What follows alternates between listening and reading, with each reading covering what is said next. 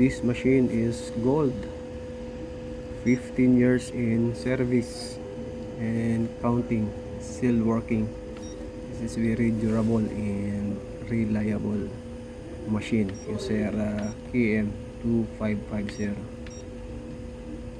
Problem is print mode error.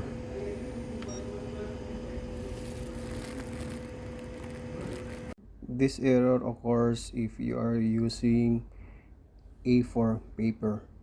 So by default in the printer driver, it is letter. So you need to change the letter to A4.